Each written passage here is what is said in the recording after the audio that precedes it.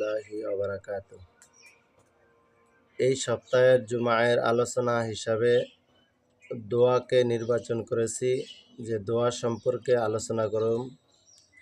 অনেকেরই দোয়ার প্রয়োজন, প্রত্যেকটা মানুষেরই দোয়ার প্রয়োজন, সেই হিসাবে দোয়ার আলোচনা অনেক গুরুত্বপূর্ণ। তো আল্লাহ তাআলা রাব্বুল আলামিন কোরআন শরীফের ভিতরে বলেন, আউযু বিল্লাহি মিনাশ শাইতানির রাজিম, ওয়া ক্বালা রাব্বুকুম উদউনি আস্তাজিব লাকুম। যে আল্লাহ তাআলা রাব্বুল আলামিন বলেন, তোমরা আমাকে ডাকো, আমি তোমাদের ডাকে সাড়া দেব। রাসূল আকরাম সাল্লাল্লাহু আলাইহি ওয়াসাল্লাম বলেন, আদ-দুআউ মুখুল ইবাদা, যে দোয়া সকল ইবাদতের মগজ। সেই হিসাবে আমাদের প্রত্যেকটা মানুষের দোয়ার প্রয়োজন। ধনীর জন্য দোয়ার প্রয়োজন, গরিবের জন্য দোয়ার প্রয়োজন, অসুস্থ ব্যক্তির জন্য দোয়ার প্রয়োজন, সুস্থ ব্যক্তির জন্য দোয়ার প্রয়োজন। সেই হিসাবে আমরা দোয়া কোন সময় করব, কিভাবে করব, কার কাছে করব, সেই সম্পর্কে ইনশাআল্লাহ আজকের আলোচনা করা হবে। সকলেই মনোযোগ সহকারে পুরো ভিডিওটা দেখলে মনে হয় ভালো হবে, উপকৃত হবেন। তো সেই হিসাবে দোয়ার গুরুত্ব ও ফজিলত, যে আমরা আমাদের জীবনে সফলতা অর্জন করার জন্য এবং পরপারে মুক্তি পাওয়ার জন্য কোরআন এবং হাদিস অনুযায়ী পরিপূর্ণ চলা একান্ত কর্তব্য। সেই হিসেবেই দুনিয়াতে যেন ভালো চলতে পারি, আখিরাতে যেন পরিপূর্ণ মুক্তি পাইতে পারি, সেই জন্যই সকলের কাছে হেদায়েতের দোয়া চাওয়া, মুক্তির দোয়া চাওয়া, গুনাহমুক্ত জিন্দিগির দোয়া চাওয়া এবং নেকি বেশি বেশি করার দোয়া চাওয়া, আল্লাহর ওলি হওয়ার দোয়া চাওয়া, এটা প্রত্যেকটা মুসলমানের জন্য কর্তব্য। মুসলমান নারী পুরুষ সকলের জন্য এটা জরুরি। এই জন্য দোয়ার গুরুত্ব অনেক বেশি, ফজিলত, যে দোয়ার মাধ্যমে অনেক বিপদ আপদ আল্লাহ তাআলা দূর করে দেন এবং দোয়ার মাধ্যমে অনেকের রিজিকের ভিতরে বরকত দান করে দেন, দোয়ার মাধ্যমে অনেকের হায়াতের ভিতরে বরকত দান করে দেন, দোয়ার মাধ্যমে অনেক কঠিন কাজ সহজ করে দেন। সেই হিসাবে দোয়ার ফজিলত অনেক বেশি, দোয়ার গুরুত্ব ও ফজিলত অনেক বেশি। তো আমরা কি করব? প্রত্যেকেই বেশি বেশি পরিমাণে আল্লাহ তাআলার কাছে দোয়া করব, আল্লাহ তাআলার কাছে চাইব। চাওয়ার মাধ্যমে আল্লাহ তাআলা একদিন না একদিন আমাদের মনের নেক আশাগুলি পূরণ করে দিতে পারেন। দোয়া কবুলের ওয়াদা আল্লাহ তাআলা রব্বুল আলামিন করেছেন, যে ক্বালা উদউনি আস্তাজিব লাকুম, যে তোমরা আমাকে ডাকো, আমি তোমাদের ডাকে সাড়া দেব। আমরা দোয়া করব, আমাদের দোয়া আল্লাহ তাআলা কবুল করবেনই করবেন, এটা ওয়াদা করেছেন। তবে দোয়ার ফলাফল এখনও দিতে পারেন, দোয়ার ফলাফল আল্লাহ তাআলা কিছুদিন পরেও দিতে পারেন, দোয়ার ফলাফল আল্লাহ তাআলা দুনিয়ার ভিতরেও দিতে পারেন, দোয়ার ফলাফল আল্লাহ তাআলা আখিরাতেও আমাদের জন্য রেখে দিতে পারেন। তো সেই হিসাবে দোয়ার ওয়াদা আল্লাহ তাআলা যেহেতু করেছেন, ওয়াদা ফজিলত ফলাফল আল্লাহ তাআলা অবশ্যই দিবেন। তো উম্মতে মুহাম্মাদি হিসাবে, আল্লাহ তাআলার প্রিয় বান্দা হিসাবে, রাসূল আকরাম সাল্লাল্লাহু আলাইহি ওয়াসাল্লামের শ্রেষ্ঠ উম্মত হিসাবে আমাদের প্রত্যেকটা মানুষেরই দোয়ার বৈশিষ্ট্য অনেক গুরুত্ব। মুহাম্মাদি হিসাবে দোয়া প্রত্যেকের জন্য জরুরি, একান্ত কর্তব্য, করতেই হবে।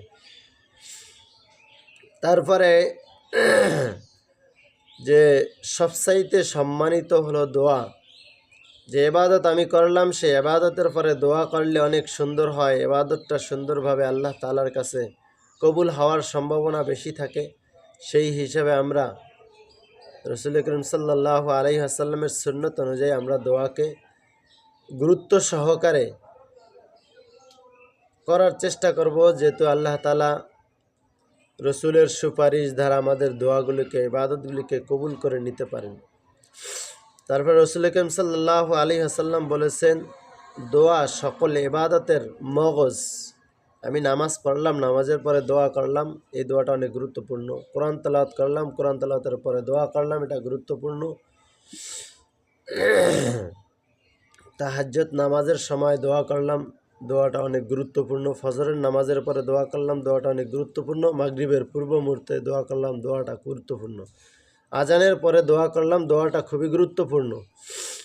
তাহলে আমাদের প্রত্যেকেরই এই দোয়ার ব্যাপারে অনেক গুরুত্ব দেওয়া উচিত, দেওয়া দরকার, যে বেশি বেশি পরিমাণ আমরা দোয়ার আয়োজন করব। দোয়া যেখানে দোয়া চলতেছে সেখানে আমরা দোয়ায় অংশগ্রহণ করব এবং একজন আলেম, একজন আল্লাহওয়ালা যা বলবে, আল্লাহ তাআলার কাছে যা চাইবে তার পরিপ্রেক্ষিতে আমরা আমিন আমিন বলে তাদেরকে সমর্থন করব, যেহেতু আল্লাহ তাআলা যাতে করে এটা কবুল করে নেন। দোয়া না করলে আল্লাহ তাআলা রাগান্বিত হন। আপনাকে আমাকে আল্লাহ তাআলা হায়াত দান করেছেন, রিজিক দান করেছেন, দুনিয়ার যা কিছু আছে সব কিছু আপনাকে আমাকে আল্লাহ তাআলা দান করতেছেন। আর সেই আল্লাহ তাআলার সুস্থতা দান করতেছেন, অসুস্থতা দান করতেছেন, দুনিয়ার ভিতরে জীবিত রাখতেছেন, সেটার হিসেবে আল্লাহ তাআলার কাছে যদি আমরা না চাই তাহলে আল্লাহ তাআলা অবশ্যই রাগান্বিত হন। এই জন্য আমরা আল্লাহ তাআলার কাছে বেশি বেশি পরিমাণে চাইব। আমাদের প্রয়োজনগুলো, আমাদের আশাগুলো, আমাদের নেক নিয়তগুলো, কাজগুলো আল্লাহ তাআলার কাছে বেশি বেশি চাইব। আল্লাহ তাআলা আমাদেরকে সেগুলো দিয়ে দিতে পারেন। তাহলে আমরা দোয়ার ব্যাপারে কোনো কার্পণ্য করব না। দোয়া সম্পর্কে আমরা আরও গুরুত্ব দিয়ে আমরা দোয়াগুলো নিয়মকানুন জেনে আমরা করার চেষ্টা করব। দোয়া অবস্থায় কোনো মানুষ ধ্বংস হয় না, কারণ যখন দোয়া করতে থাকে তখন আল্লাহ তাআলার পক্ষ থেকে তার প্রতি আলাদা একটা রহমত বর্ষিত হইতে থাকে। এই জন্য আমরা দোয়া করতেই থাকব। আল্লাহ তাআলা যেন ওই দোয়ার ভিতরে বরকত, রহমত নাজিল করে দেন, মনের নেক আশাগুলি আল্লাহ তাআলা পূরণ করে দেন। দোয়া মুমিনের জন্য হাতিয়ার, দোয়া মুমিনদের জন্য হাতিয়ার, মুসলমানদের জন্য হাতিয়ার, বড় একটি শক্তি। আল্লাহ তাআলার কাছে সাহায্য চাইলে আল্লাহ তাআলা যে কোনো বিপদ থেকে মুক্তি করে দিতে পারেন। অনেক ইসলামিক ঘটনা আছে যে সাহাবারা, বড় বড় আল্লাহর ওলিরা যোদ্ধারা ইসলামী যুদ্ধ করেছে। মুসলমানদের সংখ্যা ছিল কম, ইহুদি খ্রিস্টানদের সংখ্যা ছিল বেশি। তা আল্লাহ তাআলার কাছে সাহায্য চাওয়ার মাধ্যমে, দোয়া চাওয়ার মাধ্যমে, আল্লাহ তাআলাকে বলার মাধ্যমে আল্লাহ তাআলা তাদেরকে, মুসলমানদেরকে বিজয়ী দান করেছেন, সাহায্য করেছেন।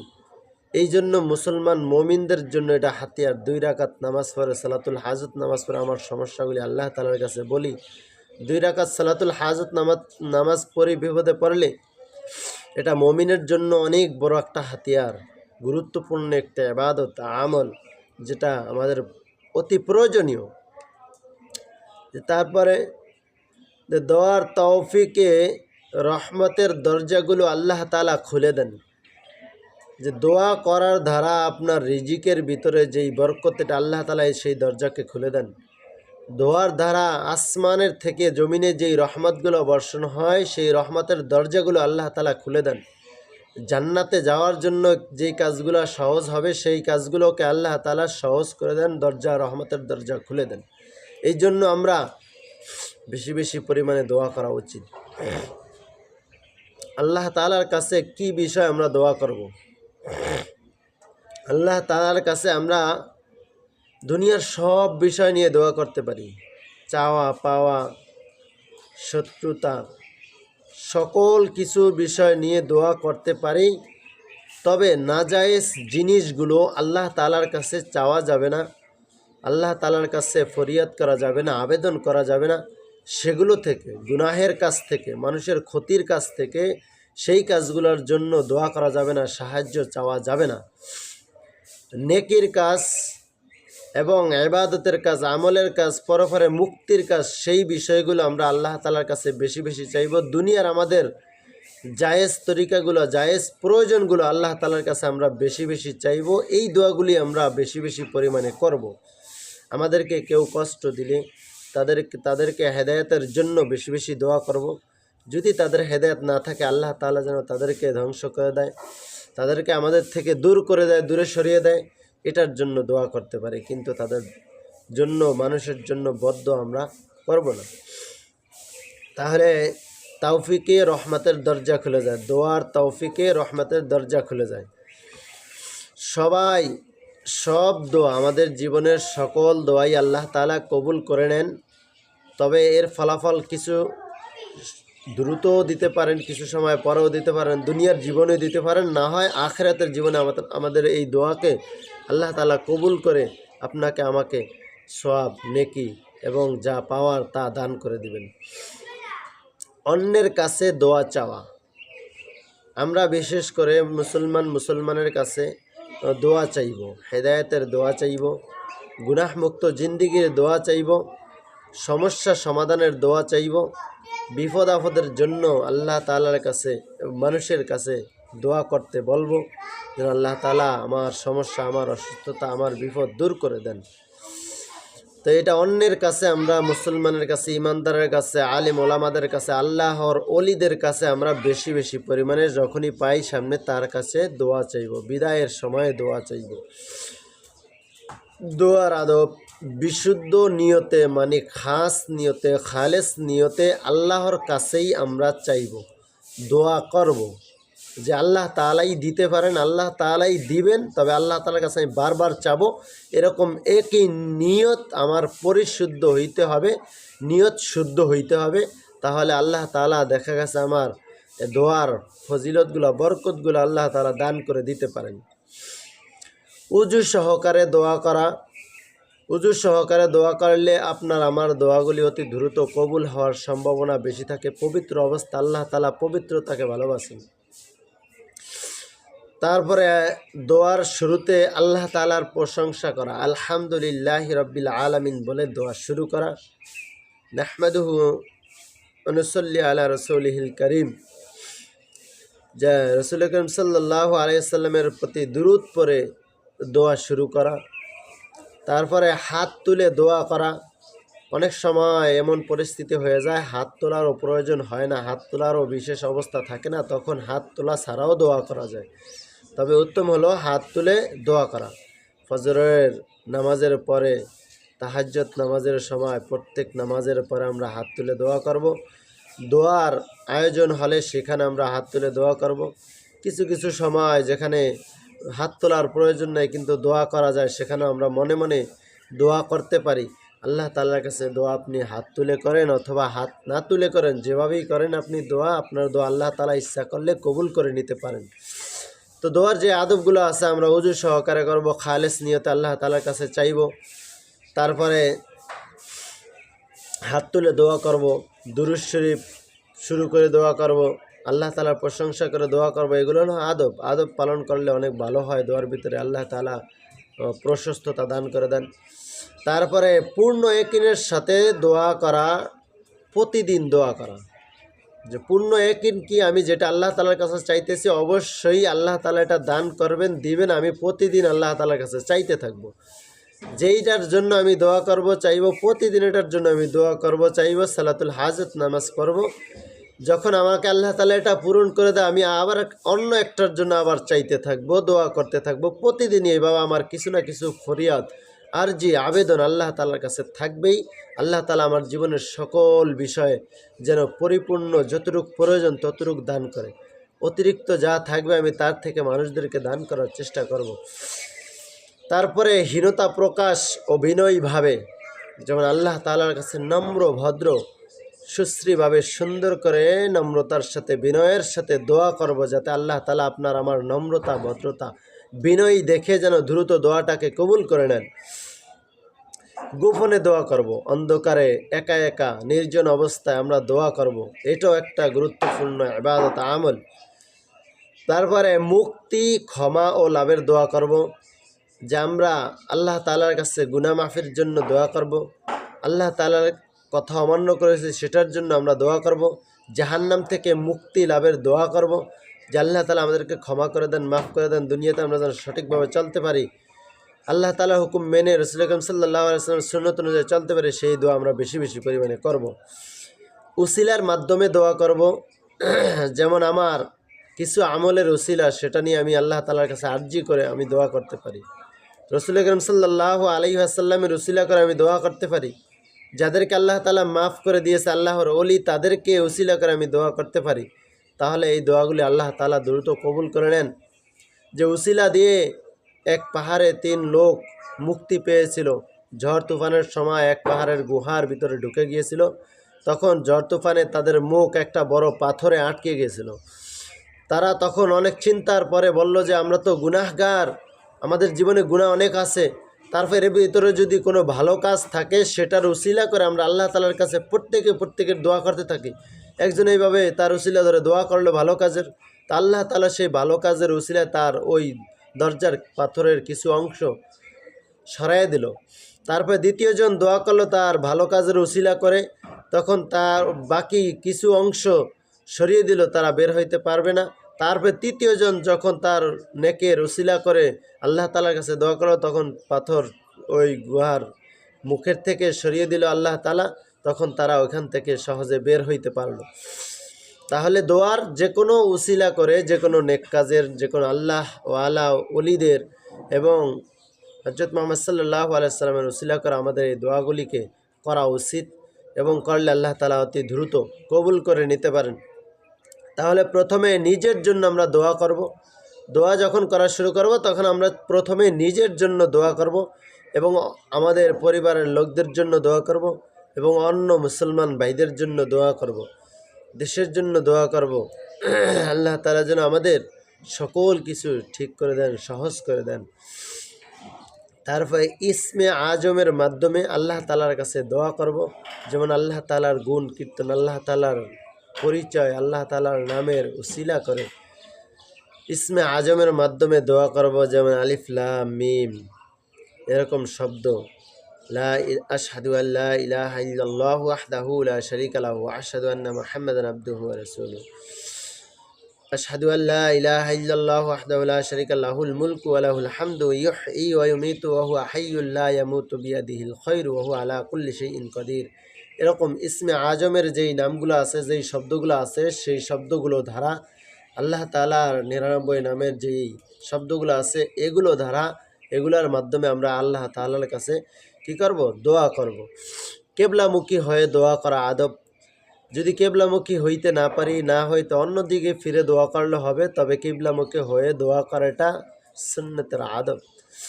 তারপরে বদদোয়া করা যাবে না, কারো নামে কারো জন্য বদদোয়া করা যাবে না। হেদায়েতের জন্য দোয়া করতে পারি। কেউ যদি কষ্ট দিয়ে থাকে তার জন্য হেদায়েতের দোয়া করব, তার ভালোর জন্য দোয়া করব, তাকে মুসলমান হওয়ার দোয়া করব, কিন্তু তার জন্য বদদোয়া, ধ্বংসের দোয়া করা যাবে না। তবে ইহুদি খ্রিস্টান নাসারা যারা মুসলমানদের উপরে অত্যাচার, জুলুম, নির্যাতন চালাইতে থাকে তাদের জন্য প্রথমে হেদায়েতের দোয়া করব, তারপরে তাদের জন্য ধ্বংসের দোয়া করব। তাদের জন্য যদি হেদায়েত না থাকে তাহলে তাদের জন্য ধ্বংসের দোয়া করব, আল্লাহ তাআলা যেন তাদেরকে ধ্বংস করে দেন, পরাজয় করে দেন মুসলমানদের কাছে। মৃত্যুর কামনা করা যাবে না। দুনিয়াতে যত কষ্টই পাই, যত সমস্যাই পড়ি না কেন, সকল সমস্যা দেওয়ার মালিক একমাত্র আল্লাহ তাআলা, সকল বিপদ আপদ দেওয়ার মালিক একমাত্র আল্লাহ তাআলা। এই জন্য আমরা আল্লাহ তাআলার কাছে চাইব, আল্লাহ তাআলার কাছে দোয়া করব, কিন্তু মৃত্যু কামনা করব না, আত্মহত্যা করব না, যেগুলা মহাপাপ।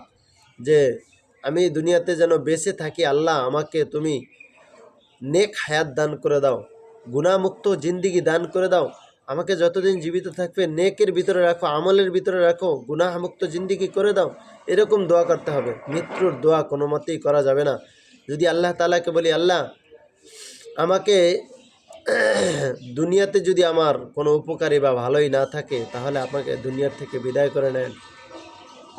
দুনিয়ার যদি আমার দ্বারা খারাপ হইতে থাকে, আমার দ্বারা যদি কোনো ভালোই না থাকে, যদি জাহান্নামের দিকে আমি যাইতেই থাকি, তাহলে আল্লাহ তাআলা, হায় আল্লাহ আমাকে মাফ করে দেন, আমাকে এই দুনিয়ার থেকে বিদায় করে নেন, এই দুনিয়াতে আমি আর থাকতে চাই না। তো এইভাবে দোয়া করতে হবে। আর নাচুত সবসময় দোয়া করতে হবে নেক হায়াতের দোয়া, আল্লাহ তাআলা যেন আমাকে জীবিত রাখেন, আল্লাহ তাআলা যেন আমাকে অনেক দিন হায়াতে তৈয়বা দান করেন, বেশি বেশি নেক আমল করতে পারি, সেই দোয়া আমরা আল্লাহ তাআলার কাছে করব। মৃত্যুর কামনা করব না, সবার জন্য দোয়া করব। দোয়া নিয়ে কোনো সময় কার্পণ্য করব না, কৃপণতা করব না।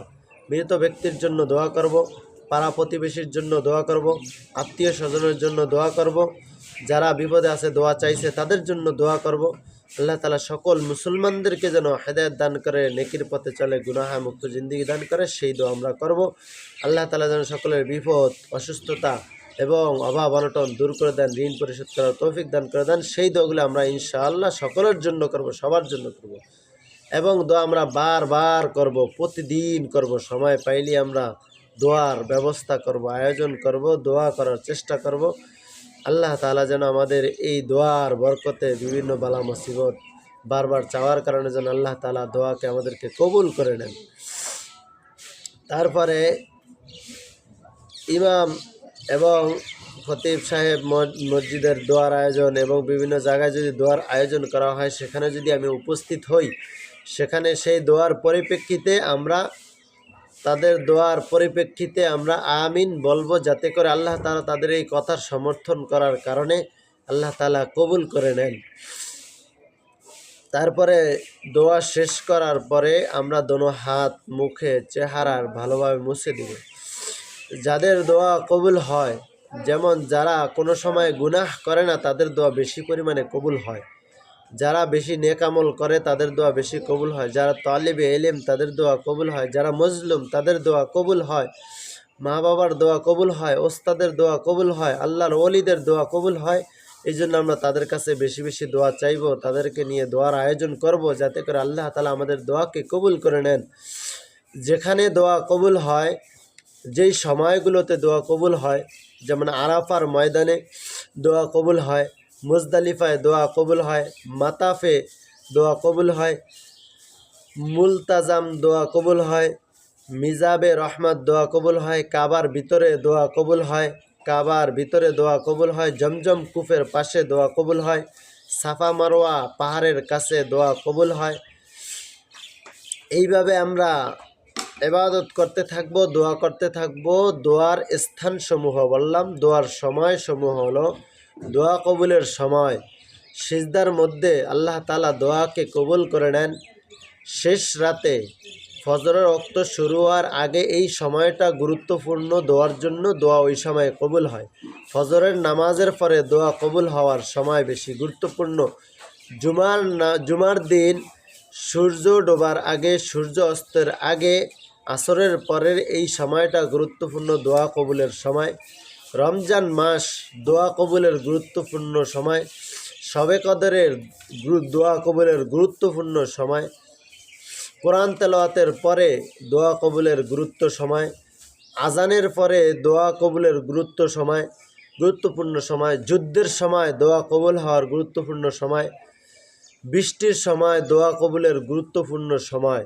এই জন্য আমরা দোয়া করব এই সময়গুলো দেখে, এই স্থানগুলো দেখে, মসজিদে, নিজের ঘরে এবং দোয়ার আয়োজনের স্থানে আমরা এই দোয়াগুলি কবুল হওয়ার সম্ভাবনা বেশি। এই সময়গুলোতে দোয়া কবুল হওয়ার সম্ভাবনা বেশি।